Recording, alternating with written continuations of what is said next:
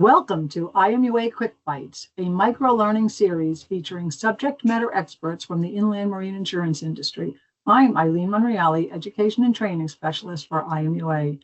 Today, we are going to learn about new Cargo Security Council launch Northeast. And to start us on our journey, I'm honored to introduce Sal Marino, Co-Chair NECSC and Vice Chair CargoNet Verisk, and Timothy Kennedy, Vice Chair NECSC and Director Loss Control Services STAR.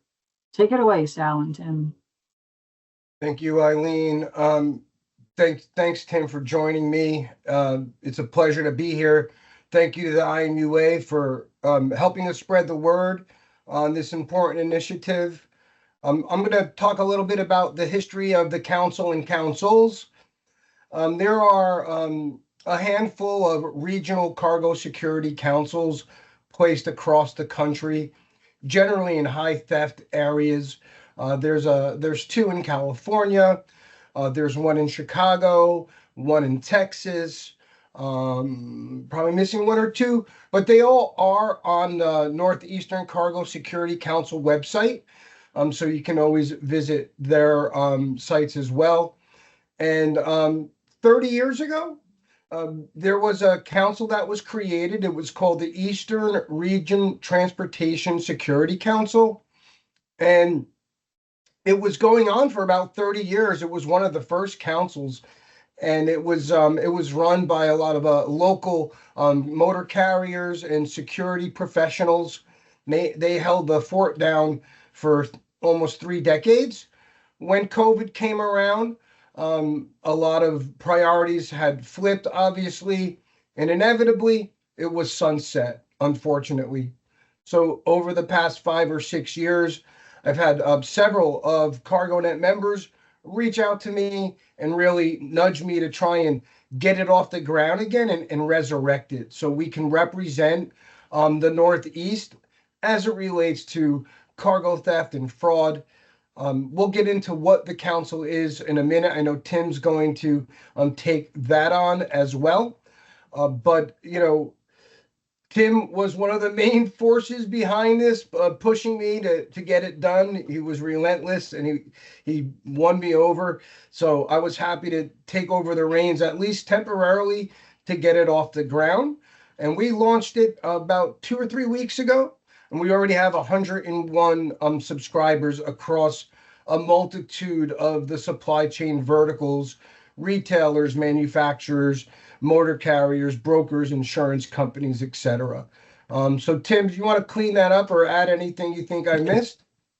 Well, so I think it's important to highlight the interaction that the councils, all the councils, but our council in particular, has with law enforcement. It started out with the FBI here in New Jersey.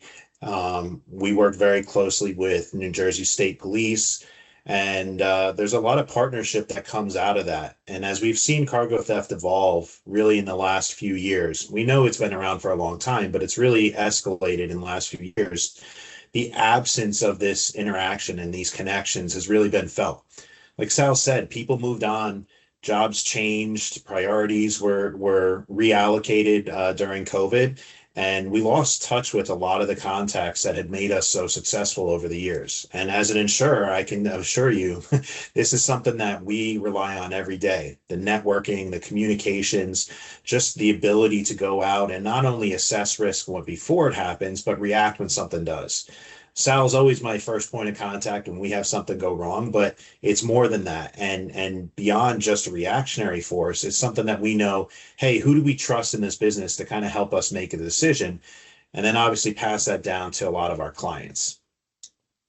Yeah, no, I agree. That was definitely a good point on the law enforcement piece. It's going to take us a little time to rebuild it, but we've already engaged. And in fact, as you know, our first meeting in April, we're going to have the cargo theft commander of the cargo theft unit for the New Jersey State Police as our main speaker, and we'll have a working lunch here in northern New Jersey.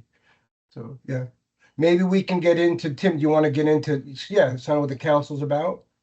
Sure. So like Sal kind of went over, this is a rebrand of what has worked for the better part of 30 years.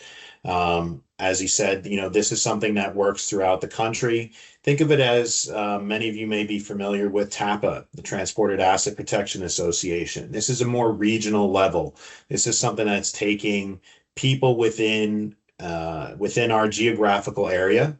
And it's not just shippers and cargo owners, it's truckers, it's cross dock operations, people that are physically moving and handling the goods.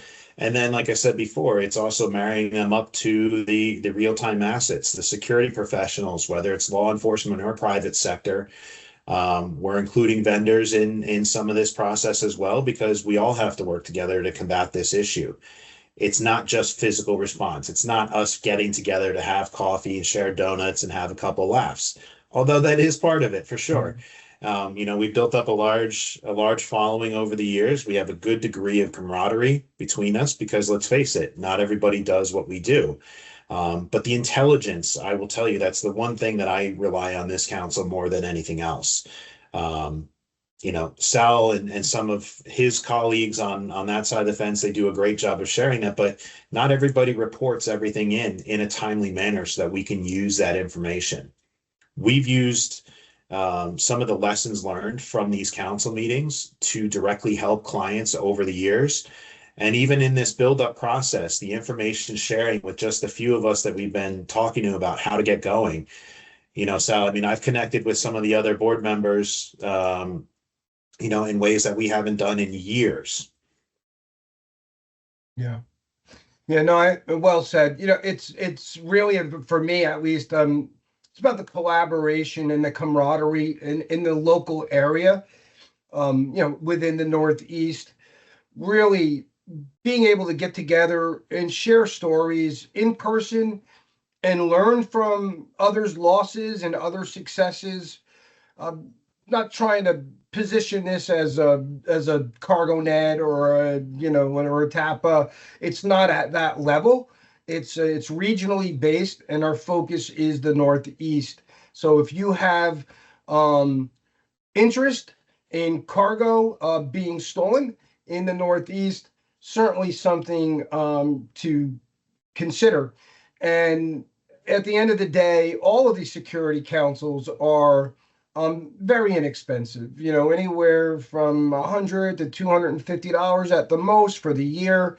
Right now, our council is being offered for free for all of 2026. Thanks to our sponsors for that.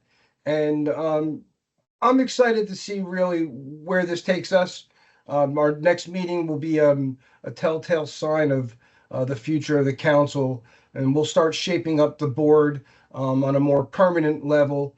And, we'll ask members to contribute, whether they have some intelligence to share or some news events to share related to the Northeast. That's kind of there, and there's value being able to pick up the phone and call someone within this vertical that that has some expertise in that area. And all of our members over the years have always been really willing to help each other. It's easier for someone to pick up the phone when you know them and you're part of something. Yeah, I would mirror that statement, Sal. We've all dealt with cargo theft in the recent past here. I can tell, examples time and time again about how, we had something in a remote area. Maybe it's an area that, a lot of our clients don't operate in, and the relationships generated by these types of interactions, that's the only way we're getting this cargo back. Because ultimately, at the end of the day, this is something that we're trying to protect each other and trying to protect our clients and their assets. You need somebody on the other end of the phone that can help you figure out what that next step is, because it is a process. You do need to know who to trust and who not to trust and where to look when something goes wrong, because as we've learned, something's going to go wrong. It's a matter of time. Yeah. But Sal, I just wanted to highlight, talk a little bit for a moment, if you could, about the sponsorships, kind of where we're at. This is a little different than what we've seen in the past, where it was a little more closed off. And go ahead. Why don't you give us Well, a yeah, I little mean, short? really, we're kind of leaning on our sponsors. Some things that we're learning is it costs money to run the council, and you're just not it's not just not the website and email exchanges, right? You need attorneys and you need accountants and you need 501(c)s and bank accounts, and there's stuff that has to happen behind the scenes. So because we're not charging this year, our sponsors, which we're still working on, um, are supporting us and enabling us to keep the lights on until we can get it off the ground. Appreciate that. So I would say, to anybody that sees this and is interested, we are certainly open to the opportunity. There's no expectation of sponsorship. There's no minimum or maximum. We're looking for, contributions. So, we know we're pretty open-ended. We're trying to keep this as industry focused as we possibly can. The other thing I wanted to bring up is the next date of our meeting. So that'll be Friday, April 3rd. We're going to host that here in North Jersey. Details will be up on the website. Plan is, as we've always done that, is kind of have a working lunch, as Sal said, get people on board and in the same room and kind of figure out those next steps. We are not looking at this as our council. This is something that we're looking to expand to the industry. So, as we get into that, we'll update bylaws and membership status. And, if people want to contribute, happy to hand over the reins in an appropriate manner. Yeah, So Tim, I thanks think, for that. And I'll just add to that.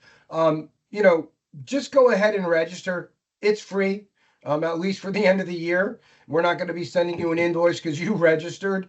So you're not going to be responsible for payment come January, right? We'll handle that appropriately. We're not trying to trick anyone into the network, and then we don't really want anyone that doesn't want to be in it anyway, right? So go ahead and register. There's a barcode there to the website. The website is www.necsc.co.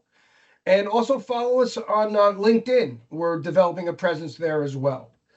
And this, Eileen, hopefully this is kind of what you were looking for. I really do appreciate the promotion of the council. IMUA has a big outreach into the insurance market, and the more the merrier. So thank you. yeah. Well, I'll mirror what Sal said. Appreciate the time today. We're really excited to get this off the ground and moving forward. And obviously, we're going to need the help and support of all of you, the other members that are looking to join us. So both Sal and I are available. If you have any questions, feel free to reach out. And obviously, thank you again, Eileen, for the support. Sure. We're happy to share in informing people. Next and final slide now.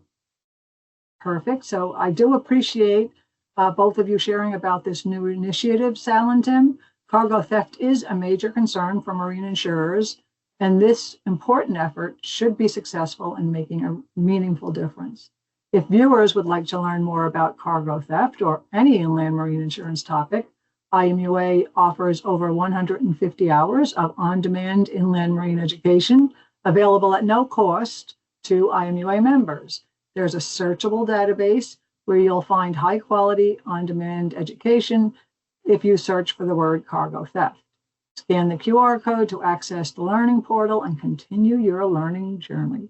Until next time, I'm Eileen Monreale with IMUA Quick Bites.